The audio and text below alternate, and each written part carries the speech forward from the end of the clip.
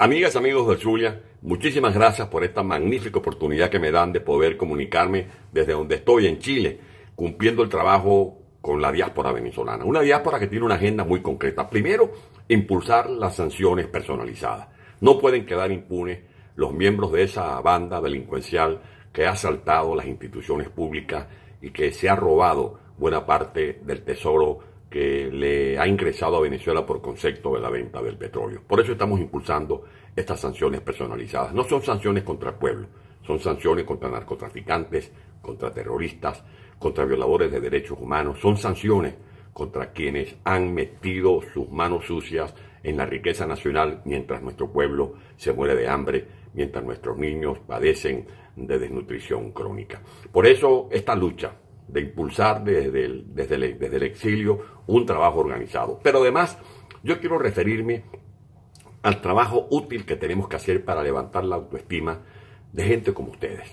Hay gente que cuando uno les menciona un técnico petrolero, inmediatamente creen que la tarea reducida del técnico petrolero será recuperar PDVSA. Lo vamos a hacer, vamos a recuperar PDVSA, pero mientras eso se hace, una vez que tengamos un gobierno de unidad en Venezuela saliendo de la dictadura, porque para poder hablar de elecciones en Venezuela primero tenemos que salir de la dictadura e impulsar un gobierno de concentración nacional, tenemos que instalar una agencia nacional de energía que administre nuestras riquezas de hidrocarburos, nuestras riquezas, por ejemplo, del gas. Ustedes van a tener que jugar un papel fundamental en la reconstrucción de Venezuela, no solamente en el área petrolera. Por ejemplo, hay que primero devolverle a Venezuela su Estado de Derecho, para que nunca más, para que jamás Venezuela dependa del estado de ánimo de un caudillo. Tenemos que rehacer, levantar de sus cenizas las instituciones, porque un país sin instituciones sólidas y solventes no funciona. Tenemos que rescatar la gobernabilidad. Tenemos que hacer posible que en Venezuela se respire seguridad jurídica y confianza, porque esas son las condiciones esenciales para poder motivar a los inversionistas de adentro y afuera que van a tener que ayudarnos, porque para recuperar las refinerías, para recuperar las instalaciones petroleras, para recuperar a la CBG, para reactivar la producción de acero, de aluminio, de hierro, necesitamos capital internacional. Y ese capital internacional hay que atraerlo diciéndoles que en Venezuela se acabó el relajo, que en Venezuela se acabaron las arbitrariedades, que se van a respetar principios esenciales de una democracia como el de separación de poderes, el derecho de propiedad, la protección a los inversionistas. Pero además de esta actividad petrolera y minera que tenemos que impulsar, será indispensable reactivar la actividad agropecuaria, desarrollar las plataformas del turismo, pensar en la tecnología, en las investigaciones. Ya no vamos a depender de la economía minera, sino de la economía del conocimiento.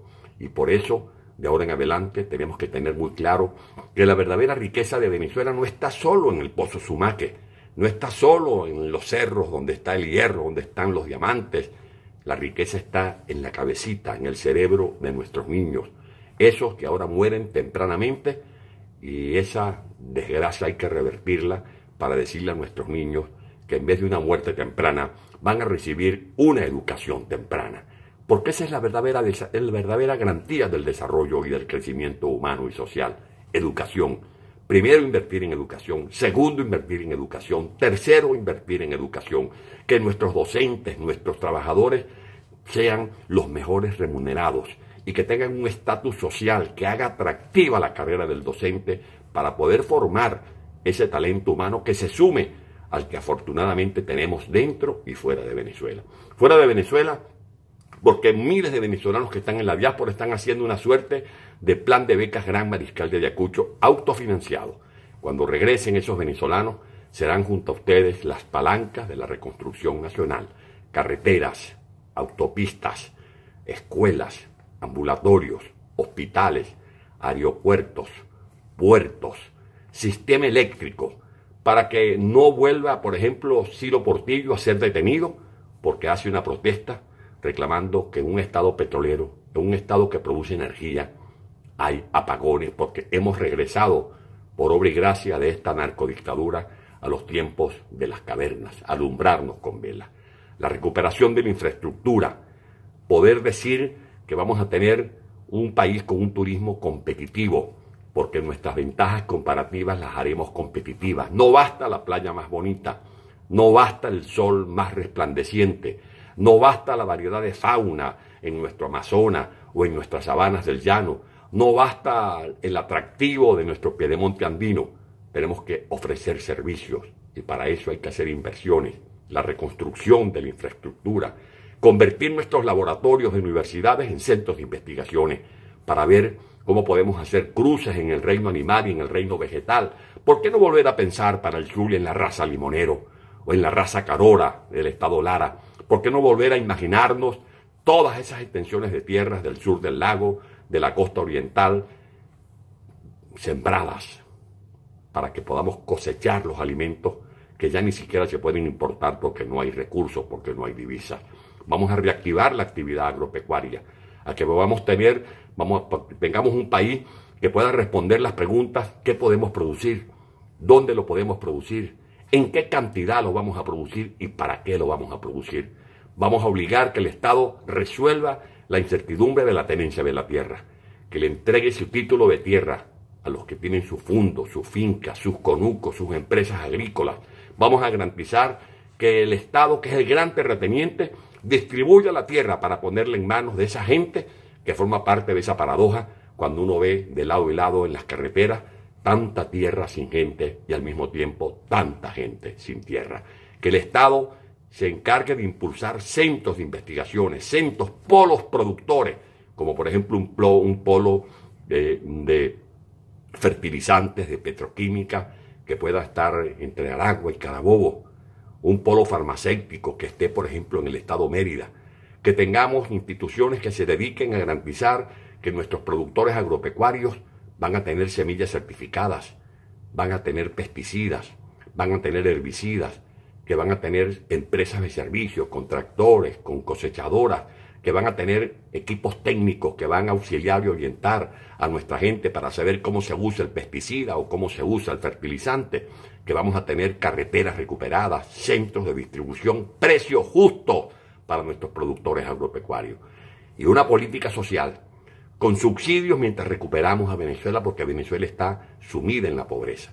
Subsidios universales, donde se garantice la presencia del niño en el colegio, la presencia del estudiante universitario en nuestras casas de estudios, donde haya posibilidades de que nuestros jóvenes se conviertan en emprendedores, que podamos recuperar el salario, que pongamos punto final al relajo que hay con el cambio, con los 3 tipos de cambio. Tiene que haber un solo tipo de cambio.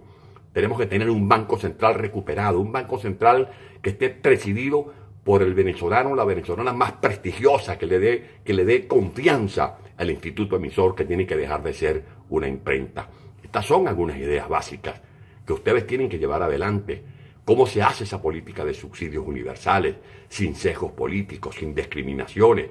¿Cómo logramos nosotros recuperar todos esos proyectos que están desvencijados y que tienen que ser reanimados para que Venezuela le diga al mundo que está en capacidad de ser realmente un país próspero y soberano? Amigas y amigos del Zulia, Venezuela no se rinde. Es verdad que tenemos dificultades, pero Venezuela es más grande, Venezuela es más inmensa que cualesquiera de los obstáculos que se nos puedan colocar en el camino. Este gobierno está caído. Este gobierno se sostiene porque los une el delito. Este gobierno se sostiene en unas pocas bayonetas, porque ya los militares venezolanos están convencidos de que no pueden seguir alcahueteando esta desgracia, esta catástrofe. El hambre llegó a los cuarteles y no hay nada más subversivo que el hambre en una guarnición militar. Venezuela tiene reservas morales. Venezuela no se doblega ni se resigna, porque nosotros somos hijos de libertadores. Y un pueblo que es hijo de libertadores puede decir a mandíbula batiente, con la voz que sale del corazón: carajo, Venezuela no se rinde. Arriba, corazón. Ahora es cuando tenemos la oportunidad de hacer posible la recuperación de la libertad, de la dignidad del bravo pueblo venezolano. Que Dios los bendiga. Que Dios bendiga al Zulia y que Dios bendiga a la gran familia de trabajadores petroleros de nuestro país.